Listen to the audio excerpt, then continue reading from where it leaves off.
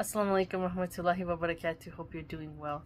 We're continuing our reading of Thomas Hobbes' Leviathan, and it's all about covenants and promises and everything that binds them in between, okay? So let's continue upon that vein. Let's begin. Bismillah ar-Rahman ar-Rahim. Men are freed of their covenants two ways: by performing or by being forgiven. So you actually do it, or you be forgiven for, or you be let go from it, essentially. For performance is the natural end of obligation. Wow. So performance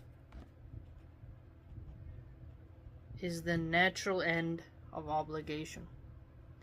And forgiveness, the restitution of liberty as being a retransfer of that right in which the obligation consisted.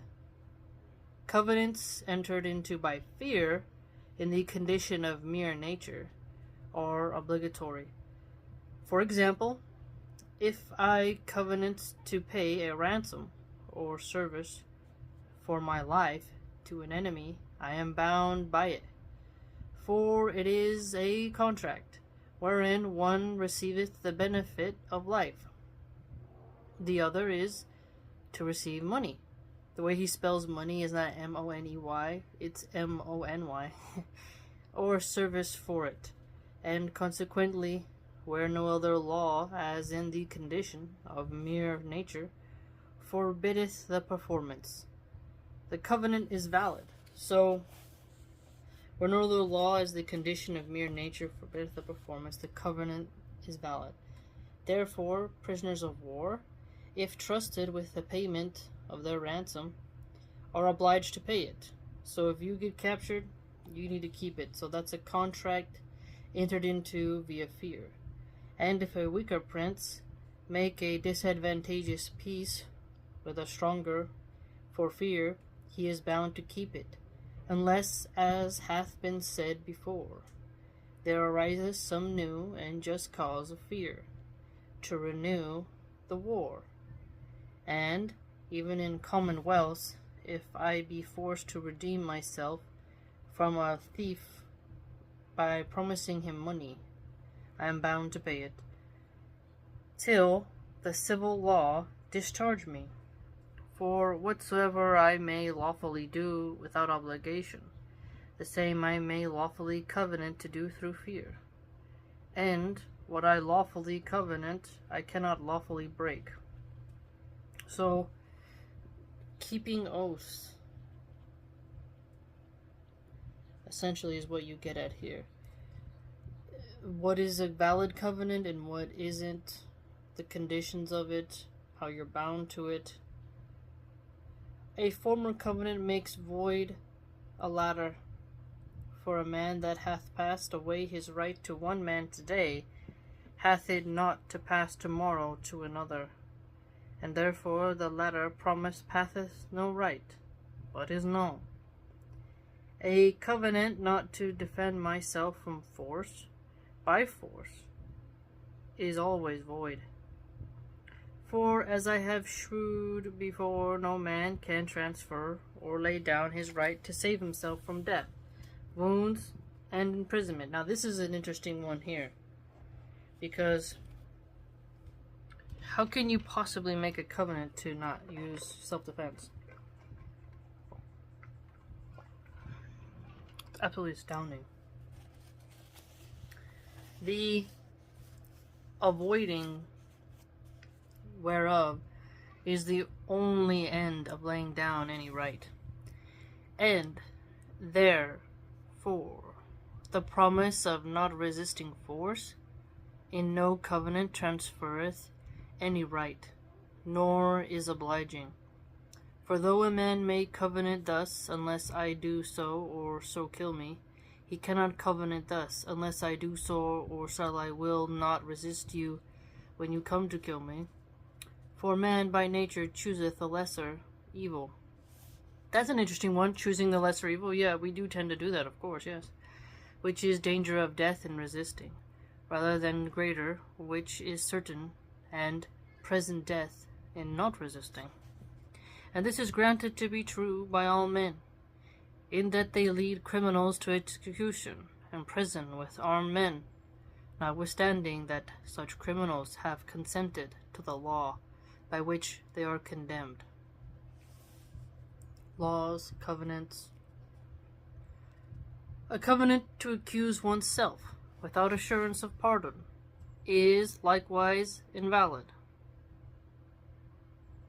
For in the condition of nature, where every man is judge, there is no place for accusation, and in the civil state, the accusation is followed with punishment, which, being force, a man is not obliged not to resist.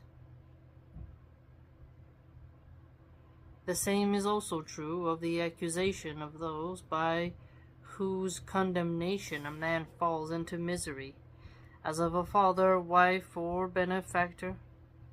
For the testimony of such an accuser, if it be not willingly given, is presumed to be corrupted by nature, and therefore not to be received, and where a man's testimony is not to be credited, he is not bound to give it. Also accusations upon torture. Okay, so he touches on torture. Are not to be reputed as testimonies, for torture is to be used but as means of conjecture. Ooh, that's interesting. So, what you extract via torture is not true testimony, but rather a means of conjecture, and light in the future further examination and search of truth, and what is in that case confessed tendeth to ease of him that is tortured, not to the informing of the torturers. So that's true. So, yeah. This is very interesting that he said this, what is it, the 15th century? So long ago, and it's quite valid that when things said when you're being tortured, they're just to appease so that you can stop the torturing. It's not necessarily truth. Although you can get it, but it's quite different, isn't it? It's not really informative. It's just to subdue, and therefore ought not to have the credit of a sufficient testimony. He's ahead of his time in recognizing this, that the information you get via torture it's not sufficient. Tell that to the CIA. For whether he deliver himself by true or false accusation, he does it by the right of preserving his own life. So he just wants to preserve his own life, so he's going to tell you what you want to hear. The force of words being, as I have formerly noted, too weak to hold men to the performance of their covenants. Yeah, that's true. Sometimes words alone are not enough.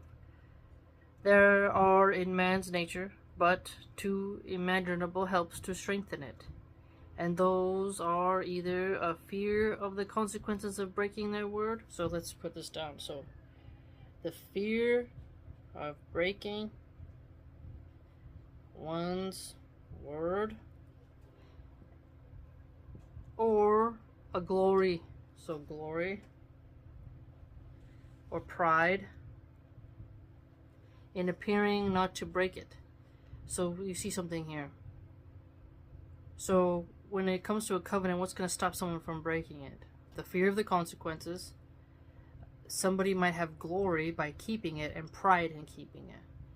This is later a generosity too rarely found to be presumed on, especially in the pursuits of wealth, command, or sensual pleasure, which are the greatest part of mankind. The passion to be reckoned upon is fear, whereof there be two very general objections. One, the power of spirits invisible.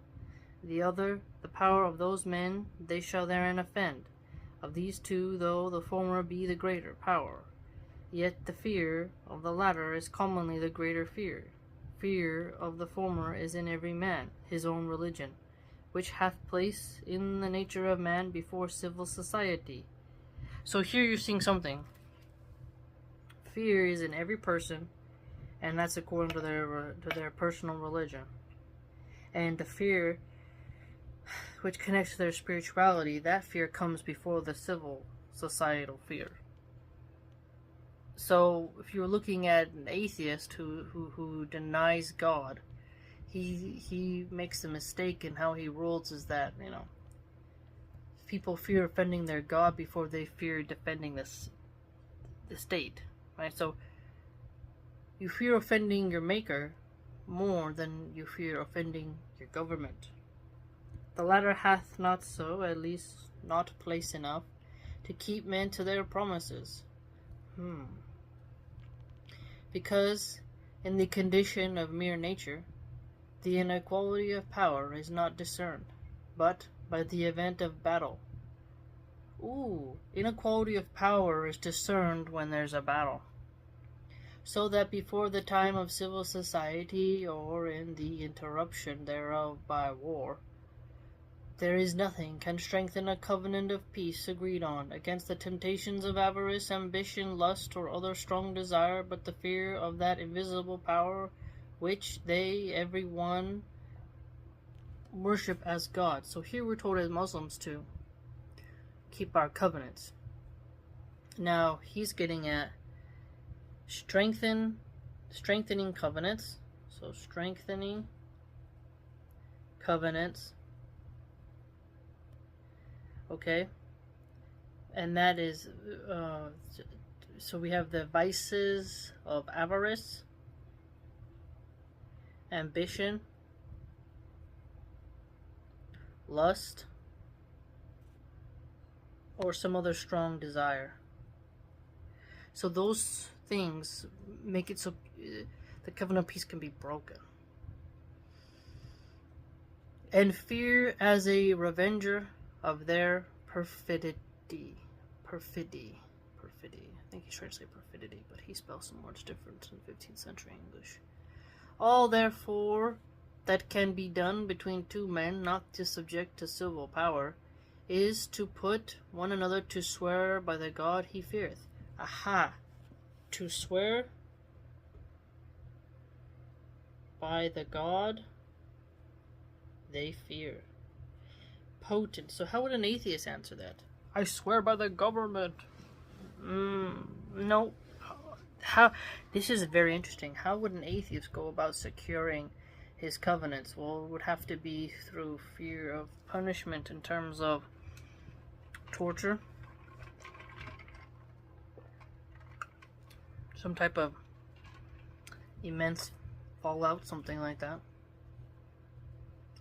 Which swearing or oath is a form of speech, added to a promise, by which he that promise significeth that, unless he perform, he renounceth the mercy of his God, or calleth to him for vengeance on himself.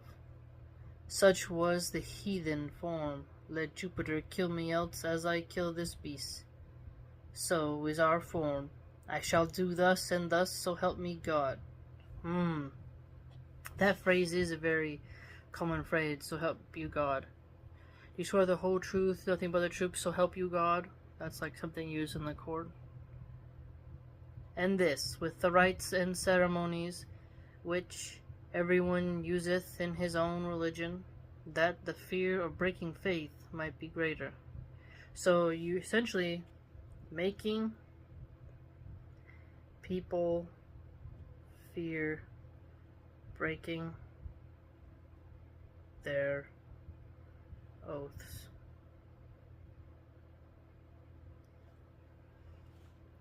By this it appears that an oath taken according to any other form or rite than his that sweareth is in vain, and no oath, and that there is no swearing by anything which the swearer thinks not God. Okay, this is spot on right here. That'd be a question for atheists. Hobbes is pointing out that if you swear by anything other than God, it's in vain, because there's no oath someone can make and swear by which doesn't involve God, because they're supposed to fear their God. It's basically, this is really highlighting how when a religious man who fears their maker swears by their maker and they actually fear their God, they're more likely to keep their oath than an atheist who doesn't really swear by anything, and he may do it out of pride, he may do it out of glory, he may do it out of pleasure, or simple fear of breaking the consequences of his word with, like, something will happen to his family or something. But it's a different element, because he's mentioning that avarice and ambition and lust, these are the things that tempt someone to break a covenant of peace that they've agreed upon.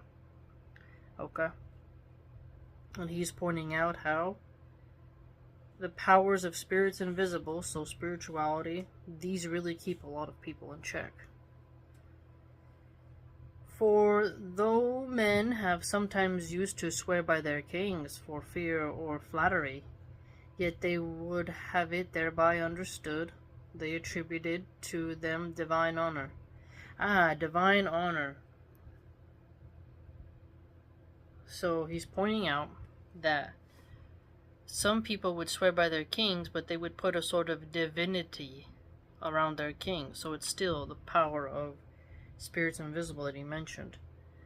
They attribute to them divine honor, and that swearing unnecessarily by God is but profaning of his name, and swearing by other things, as men do in common discourse, is not swearing but an impious costume gotten by too much vehemence of talking. He's basically pointing out the only legitimate swearing is when you swear by your God. Pointing out also further, I would do, we are only as Muslims to stay upon Tawheed, and to stay upon Tawheed you can only swear by Allah.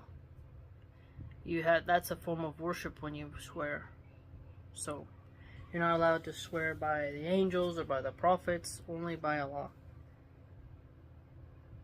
It appears also that the oath adds nothing to the obligation, for a covenant, if lawful, binds in the sight of God without the oath, as much as with it, if unlawful, bindeth not at all, though it be confirmed with an oath.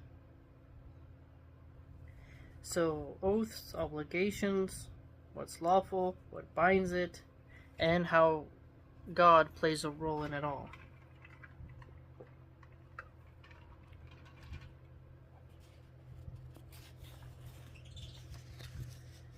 Okay, we're now in chapter 15 of other laws of nature. From that law of nature, by which we are obliged to transfer to another such rights as, being retained, hinder the peace of mankind. Therefore followeth a third, which is this, that men perform their covenants made, without which covenants are in vain, and but empty words, and the right of all men to all things remaining, we are still in the condition of war. So, condition of war. And in this law of nature consisteth the fountain and original of justice. For where no covenant hath proceeded, there hath no right been transferred. And every man has right to everything. Every man has right to everything. Oh, that's a potent line. Because if you don't, I saw an idiot on Instagram. He said we don't need governments. And he was a hippie, like a white guy with dreadlocks. And I pointed out, like, why don't you go live in a failed state then? Why are you in California? Because he mentioned he was in California, where clearly there's so much government. And he just went, LOL, like, damn moron. But if you don't have a government, then every man has a right to everything. And that's exactly what you see in zombie apocalypse movies. So, like, in The Walking Dead, you have a constant raiding of resources. Well, might makes right. So, there is no government, there's the different laws, and every man has his own code, and so it's all up for grabs. And consequently, no action can be unjust. Oh, that's interesting. How do you measure what's just if every man has a right to everything. But when a covenant is made, then to break it is unjust. And the definition of injustice is no other than the not performance of a covenant, and whatsoever is not unjust is just. Okay, so this is fantastic. The definition of injustice is no other than not performance of a covenant. So performance of a covenant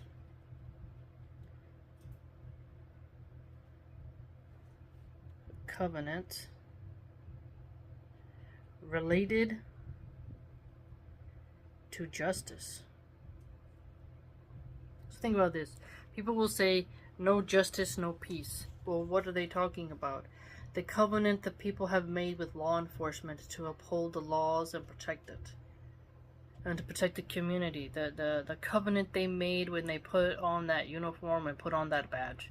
And when the people feel they have not lived up to the oath that they have made, the covenant they have made, then they feel there's been an injustice. So this is fantastic.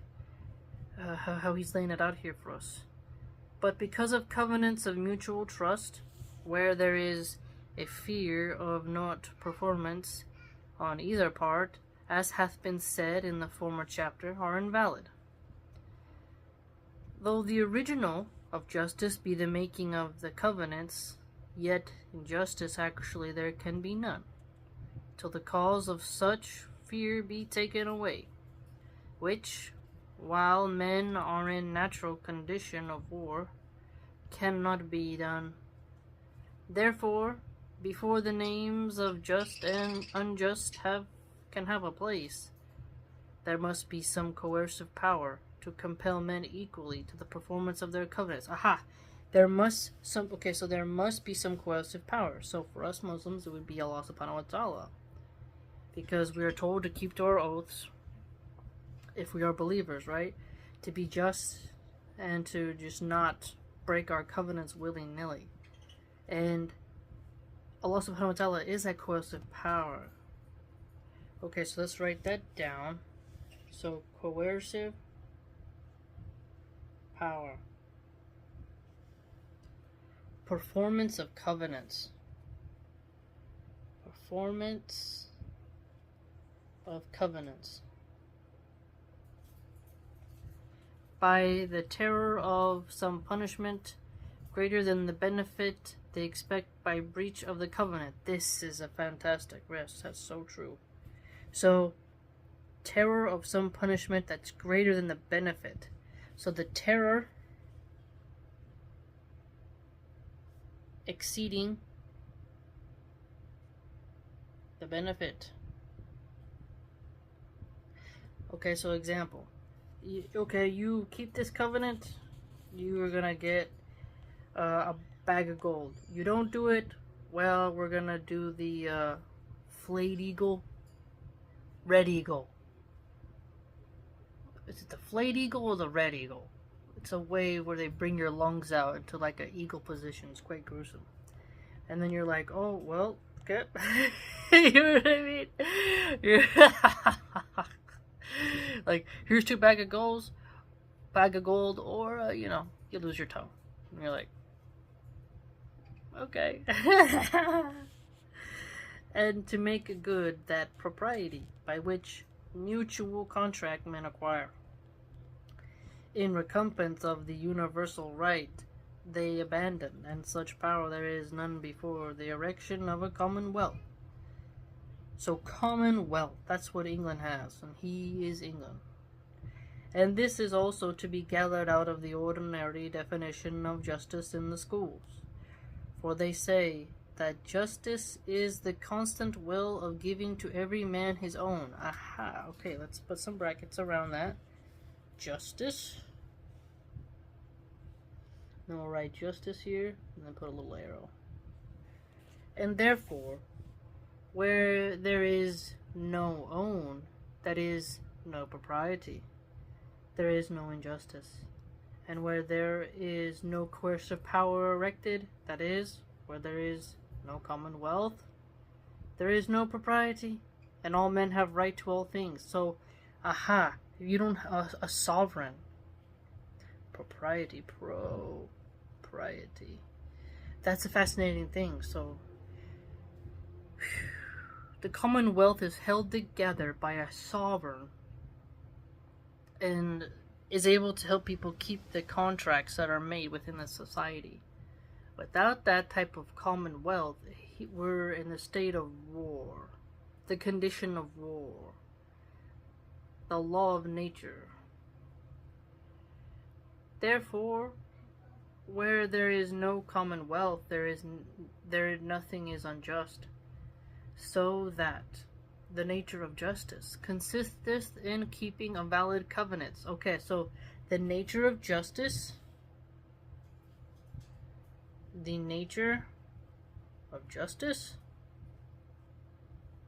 and then justice in relation to valid covenants. But the validity of covenants begins not but with the constitution of a civil power sufficient to compel men to keep them. Aha. So this reminds me of the Federalist Papers, talking about the federal government and how to compel the states to levy up their federal taxes and to respect the union authority. This is very interesting language. Hobbes, I think, yes, he came before the founders. If I'm correct, it's 15th century, 15th, I'd have to double check. Founders, 17th century. So this language he's using here is very similar to Alexander Hamilton. You should go check out my playlist of Federalist Papers. And then it is also that propriety begins. So, compelling men to keep their oaths. The fool hath said in his heart, there is no such thing as justice, and sometimes also with his tongue, seriously alleging that every man's conservation and contentment being committed to his own care, there could be no reason why every man might not do what he thought conduced thereunto. Okay, let's see this right here. So the fool says in his heart, there's no such thing as justice.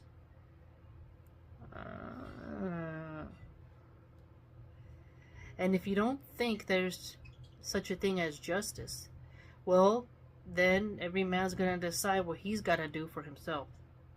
How he's got to take care of his own business at the expense of everyone else. Therefore, also to make or not make, keep or not keep covenants. What was, okay, we see here, was not against reason when it conduced to one's benefit. He does not therein deny that there be covenants, and that they are sometimes broken, sometimes kept, and that such breach of them may be called injustice, and the observance of them justice. But he questioneth whether injustice, taking away the fear of God, for the same fool hath said in his heart there is no God. So here you see he's taking a slap at atheists. So we see here constantly how, so the fool says there's no such thing as justice, and the fool says there's no such thing as God.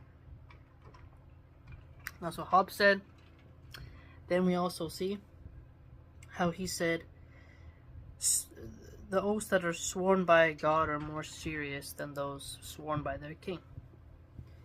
May not sometimes stand with that reason, which dictateth to every man his own good, and particularly then, when it conduceth to such a benefit, as shall put a man in a condition to neglect not only the dispraise and revelings, but also the power of other men. The kingdom of God is gotten by violence, but what if it could be gotten by unjust violence? Ooh, that's a line. See that? So Christians today are super pacifists. They think Christians can't use violence ever. that they hate how Islam is a strong religion that has a form of offensive and defensive war strategies. And here you see Hobbes is pointing out that the kingdom of God is gotten by violence, but there's just violence and unjust violence. So let's write that down. Unjust versus just violence. So clearly that's a good distinction. There's violence that's from justice and violence that isn't from justice. Were it against reason so to get it, when it is impossible to receive hurt by it? And if it be not against reason, is it not against justice, or else justice is not to be approved for good? From such reasoning as this, successful wickedness hath obtained the name of virtue. And some that in all other things have disallowed the violation of faith, yet have allowed it, when it is for the getting of a kingdom. And the heathen that believed that Saturn was deposed by his son Jupiter, believe nevertheless the same Jupiter to be the avenger of injustice, somewhat like to a piece of law in Coke's commentaries on Leviathan, where he says, if the right heir of the crown be attainted of treason, yet the crown shall descend to him, and eo instantante the attender be void, from which instances a man will be very prone to interfere, that when the heir apparent of a kingdom shall kill him that is in possession, though his father, you may call it injustice, or by what other name you will, yet it can never be against reason, seeing all the voluntary actions of men tend to be to the benefit of themselves, and those actions are most reasonable that conduce most to their ends. This specious reasoning is nevertheless false. Thinking about heirs and how you get it. For the question is not of promises mutual, where there is no security of performance on either side. So security of performance. Security of performance.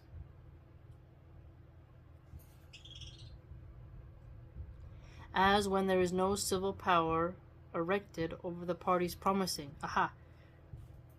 So civil power erected over the promising parties.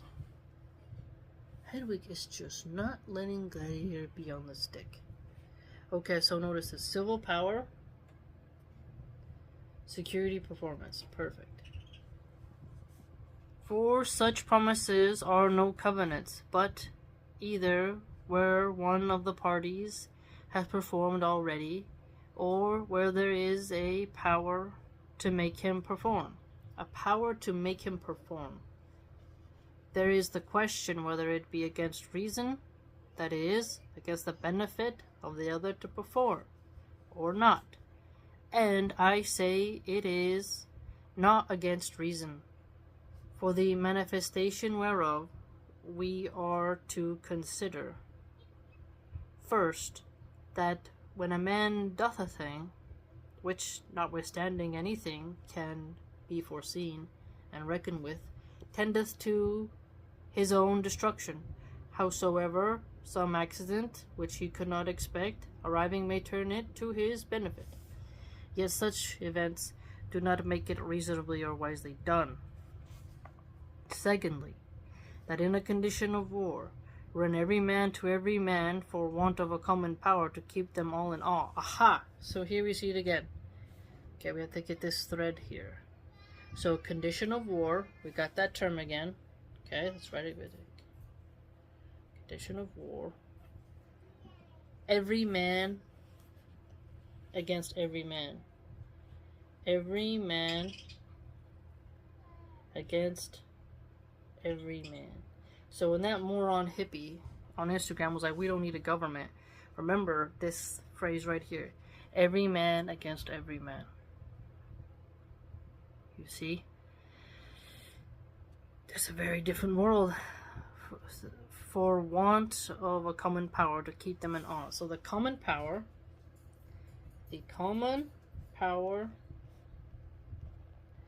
keeps them in awe. Now, what does this awe do?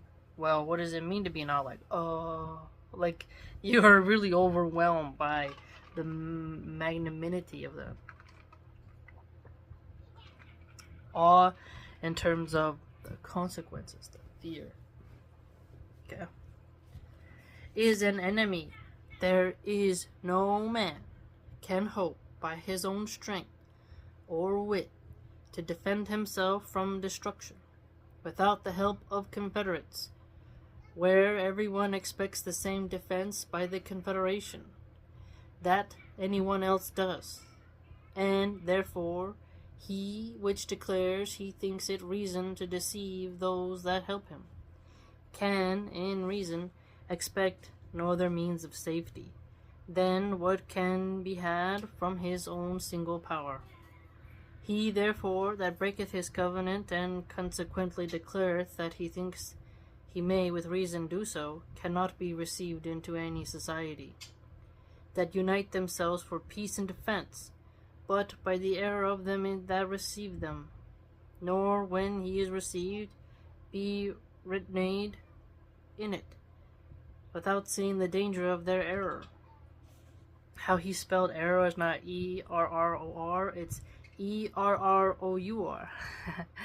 It's really cool. Which errors a man cannot reasonably reckon upon as means of his security, and therefore if he be left or cast out of society, he perisheth. So he perishes. And if he live in society, it is by the errors of other men, which he could not foresee, nor reckon upon, and consequently against the reason of his preservation. And so, as all men that contribute not to his destruction, forbear him only out of ignorance of what is good for themselves. Out of ignorance which is good for themselves. As for the instance of gaining the secure and perpetual felicity of heaven by any way, it is frivolous, there being but one way imaginable, and that is not breaking but keeping of covenant. So you can clearly see he's showing how people of a higher moral character keep their covenants. Don't make covenants you can't keep. And for the other instance of attaining sovereignty by rebellion, it is manifest that though the event follow, yet because it cannot reasonably be expected, but rather the contrary, and because by gaming it others are taught to gain the same in like manner, the attempt thereof is against reason. Justice, therefore, that is to say, keeping of covenant, is a rule of reason. Okay, so keeping a covenant, justice is keeping of covenant, and keeping of your covenant, keeping of your covenant is a rule of reason, by which we are forbidden to do anything destructive to our life, and consequently a law of nature. Fantastic. So, pause there. This is a good spot to pause. Think about what he said so far. That there needs to be a common power that keeps both of them in awe and helps to secure that type of respect for keeping the oath, and that's it's good to have a security of the performance of it, and that civil power aids in a lot, and that there's unjust violence versus just violence. From he mentions the condition of war, and then terror exceeding the benefit, and it's just fantastic. the observance of your covenants means you're keeping justice. And if you break it, you're being unjust. And that justice is the constant will of giving to every man his own. Okay. And that the things that make people tempted to break their covenants are avarice, ambition, lust, and other strong desires. And that any oath that's formed outside of swearing by God is not really going to be that strong. You have to watch out for that. And that testimonies that are gotten through torture are not to be relied upon. Really ahead of his time concerning that, I'll tell you that right now. You know, but I do get how,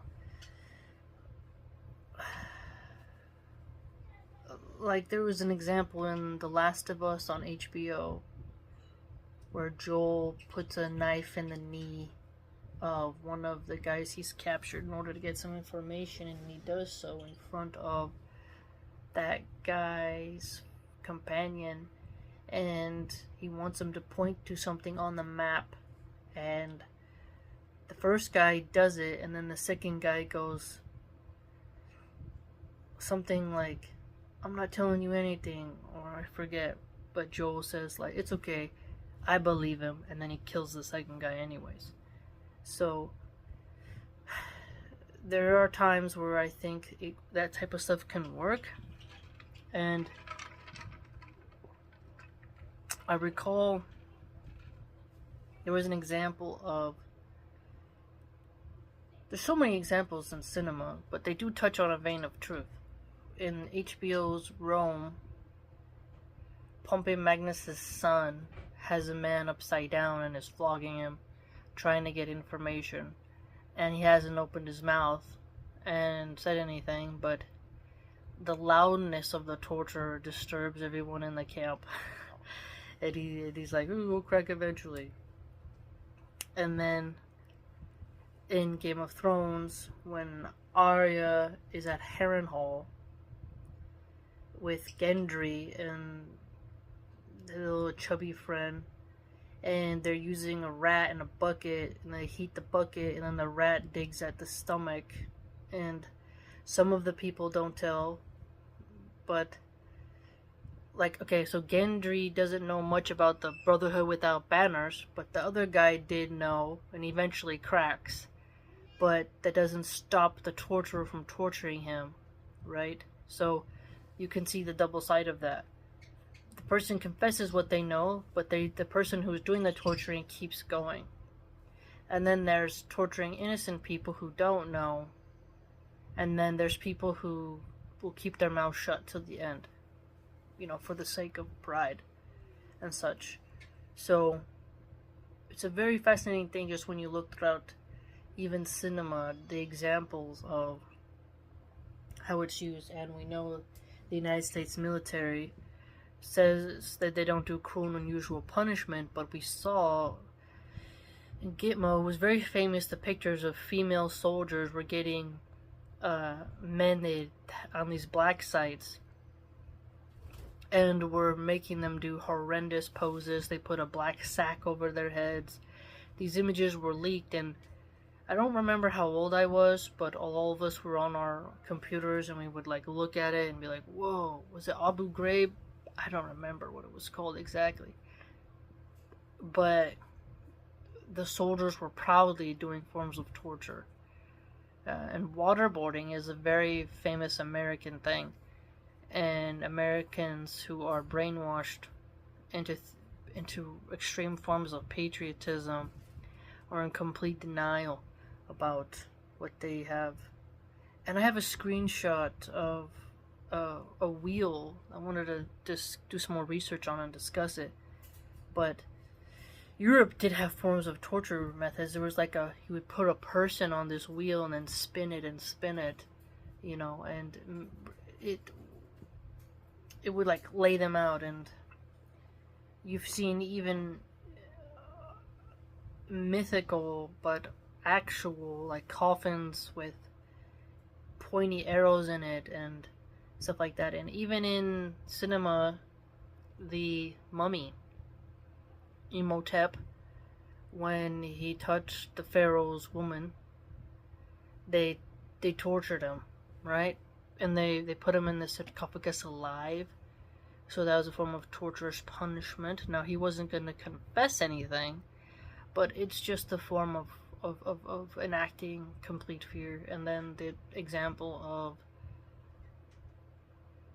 also Negan in The Walking Dead and Ramsay Bolton in Game of Thrones both have a form of torture where they make the one who they're trying to brainwash lose their name and adopt a new name.